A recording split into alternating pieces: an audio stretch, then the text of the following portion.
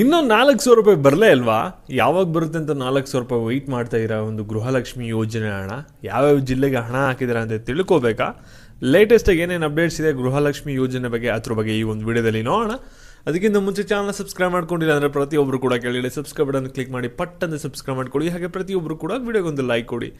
ಯಾಕೆಂದರೆ ನೀವು ಕೊಡೋ ಒಂದೇ ಒಂದು ಲೈಕ್ ಒಂದು ಸಬ್ಸ್ಕ್ರೈಬಿಂದ ನೀವು ಇದೇ ರೀತಿ ಕಂಟಿನ್ಯೂಸ್ಗೆ ಅಪ್ಡೇಟ್ಸ್ಗಳನ್ನ ಪಡ್ಕೋತಾ ಇರ್ತೀರ. ಇವಾಗ ಬನ್ನಿ ಡೈರೆಕ್ಟಾಗಿ ವಿಡಿಯೋನ ಸ್ಟಾರ್ಟ್ ಮಾಡೋಣ. ಇಲ್ಲಿ ನೋಡಿ, ಗೃಹಲಕ್ಷ್ಮಿ ಯೋಜನೆ ಹಣ ನಿಮಗೆ 4,000 ರೂಪಾಯಿ ಹಾಕೊಡ್ತೀವಿ ಅಂತ ಸರ್ಕಾರದವ್ರು ಹೇಳಿದರು. ಆದರೆ ನೀವು ಪ್ರತಿದಿನವೂ ಕೂಡ ಈಗ ಮೊಬೈಲ್ ಚೆಕ್ ಮಾಡೋದೇ ಆಗಿರುತ್ತೆ.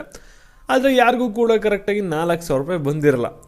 ಮತ್ತು ಈ ವಿಡಿಯೋನು ಕೂಡ ನೋಡ್ತಾ ಇರ್ತೀರ ಯೂಟ್ಯೂಬಲ್ಲಿ, ಅಲ್ಲಿ ಇಲ್ಲಿ ಎಲ್ಲ ಕಡೆನೂ ಕೂಡ ಇನ್ಫಾರ್ಮೇಷನ್ ತೊಗೋತಾ ಇರ್ತೀರ.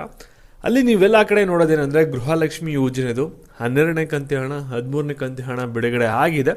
ಒಂದಷ್ಟು ಜಿಲ್ಲೆಗೆ ಹಣ ಬಂದಿದೆ, ಇನ್ನೊಂದಷ್ಟು ಜಿಲ್ಲೆಗೆ ನಾಳೆ ಬಿಡುಗಡೆ ಆಗುತ್ತೆ. ಇನ್ನೂ ಬಿಡುಗಡೆ ಕೆಲವು ಜಿಲ್ಲೆಗಳಿಗೆ ಮಾತ್ರ ಆಗಬೇಕು ಅಂತ ನೋಡ್ತಾ ಇರ್ತೀರ. ನಿಮಗೂ ಕೂಡ ಒಂದು ಕನ್ಫ್ಯೂಷನ್ ಬಂದೇ ಬರುತ್ತೆ. ಹಾಗಾದರೆ ಈ ಒಂದು ಗೃಹಲಕ್ಷ್ಮಿ ಯೋಜನೆ ಹಣ ನಮ್ಮ ಖಾತೆಗೆ ಯಾವಾಗ ಬರುತ್ತೆ, ಅವ್ರಿಗೆಲ್ಲಾದರೂ ಕೂಡ ಬಂದಿದೆಯಲ್ಲ ಅಂತ. ಇದ್ರ ಬಗ್ಗೆ ನಿಮಗೆ ಒಂದು ಕ್ಲಾರಿಫಿಕೇಷನ್ನ ಕೊಡೋದಾದರೆ, ಇಲ್ಲಿ ನೋಡಿ, ಗೃಹಲಕ್ಷ್ಮಿ ಯೋಜನೆ ಹಣ ಏನಿದೆಯಲ್ಲ, ಲಕ್ಷ್ಮೀ ಹೆಬ್ಬಾಳ್ಕರ್ ಕೊಟ್ಟಿರೋಂಥ ಅಪ್ಡೇಟ್ಸ್ ಏನು ಅಂತ ನೀವು ಫಾಲೋ ಮಾಡ್ತಾ ಇರ್ತೀರ. ಯಾಕೆಂದರೆ ಎಲ್ಲ ನ್ಯೂಸ್ ಚಾನಲ್ಸಲ್ಲೂ ಕೂಡ ಗೃಹಲಕ್ಷ್ಮಿ ಯೋಜನೆ ಬಗ್ಗೆ ನ್ಯೂಸ್ನ ಪ್ರಸಾರ ಮಾಡ್ತಾ ಇರ್ತಾರೆ. ಯಾಕೆಂದರೆ ಎಷ್ಟೊಂದು ಮಹಿಳೆಯರು ರಿಪೋರ್ಟ್ ಮಾಡ್ತಾ ಇರ್ತಾರೆ, ನಮಗೆ ಗೃಹಲಕ್ಷ್ಮಿ ಯೋಜನೆ ಹಣ ಬಂದಿಲ್ಲ, 12ನೇ ಕಂತಿ ಹಣ ಬಂದಿಲ್ಲ, 13ನೇ ಕಂತಿ ಹಣ ಬಂದಿಲ್ಲ, ಅದು ನಮ್ಮ ಖಾತೆಗೆ ಯಾವಾಗ ಬರುತ್ತೆ ಅಂತ. ಇದ್ರ ಬಗ್ಗೆ ನ್ಯೂಸ್ ಮೀಡಿಯಾಗಳು ಕೂಡ ಪ್ರಶ್ನೆಗಳನ್ನ ಮಾಡ್ತಾ ಇರುತ್ತೆ ಸಚಿವರುಗಳಿಗೆ. ಅಲ್ಲಿ ಕೆಲವು ಸಚಿವರು ಏನಿರ್ತಾರಲ್ಲ ಅವರು ರಿಪ್ಲೈ ಕೂಡ ಕೊಡ್ತಾ ಇರ್ತಾರೆ. ಮತ್ತು ಲಕ್ಷ್ಮೀ ಹೆಬ್ಬಾಳ್ಕರ್ ಅವರು ಕೂಡ ಲೇಟೆಸ್ಟಿಗೆ ಒಂದು ರಿಪ್ಲೈನೂ ಕೂಡ ಕೊಟ್ಟಿದ್ರು ಒಂದು ಗೃಹಲಕ್ಷ್ಮಿ ಯೋಜನೆ ಬಗ್ಗೆ. ಅಲ್ಲಿ ಅವ್ರು ಹೇಳಿದ್ದೇನೆಂದರೆ, ಇಲ್ಲಿ ಗೃಹಲಕ್ಷ್ಮಿ ಯೋಜನೆ ಹಣ ಏನಿದೆಯಲ್ಲ ಅದನ್ನ ಖಂಡಿತವಾಗ್ಲೂ ಕೂಡ ಬಿಡುಗಡೆ ಮಾಡ್ತೀವಿ ಅಂತಲೇ ಹೇಳ್ತಾರೆ. ಆದರೆ ಹಣ ಮಾತ್ರ ಇನ್ನೂ ಯಾರ ಖಾತೆಗೂ ಕೂಡ ಬಂದಿರಲ್ಲ. ಅವರು ಲೇಟೆಸ್ಟಾಗಿ ಲಾಸ್ಟ್ ಒಂದು ಅಪ್ಡೇಟ್ ಕೊಟ್ಟಿರೋದೇನೆಂದರೆ, ಎಲ್ಲರೂ ಕೂಡ ನ್ಯೂಸ್ ಚಾನಲ್ಸ್ ರೆಗ್ಯುಲರಾಗಿ ಫಾಲೋ ಮಾಡ್ತಾ ಇರೋ ಪ್ರತಿನಿತ್ಯ ನ್ಯೂಸ್ನ ನೋಡ್ತೀರಾ ಅಂದರೆ ನೀವು ಅವ್ರು ಕೊಟ್ಟಿರೋಂಥ ಸ್ಟೇಟ್ಮೆಂಟ್ನ ನೋಡಿರ್ತೀರ. ಏನಂದರೆ, ಗೃಹಲಕ್ಷ್ಮಿ ಯೋಜನೆ ಹಣ ಸ್ವಲ್ಪ ತಾಂತ್ರಿಕ ದೋಷದಿಂದ ಹಣ ಹಾಕೋಕ್ಕಾಗಿಲ್ಲ.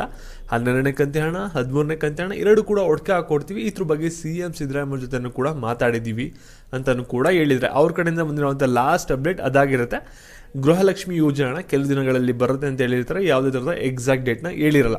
ಮತ್ತು ನೀವು ಎಲ್ಲ ಕಡೆ ನೋಡೋದೇನೆಂದರೆ, ಗೃಹಲಕ್ಷ್ಮಿ ಯೋಜನೆ ಹಣ ಇವತ್ತು ಈ ಒಂದು ಜಿಲ್ಲೆಗೆ ಬಿಡುಗಡೆ ಆಗುತ್ತೆ, ನಾಳೆ ಬೇರೆ ಜಿಲ್ಲೆಗೆ ಬಿಡುಗಡೆ ಆಗುತ್ತೆ.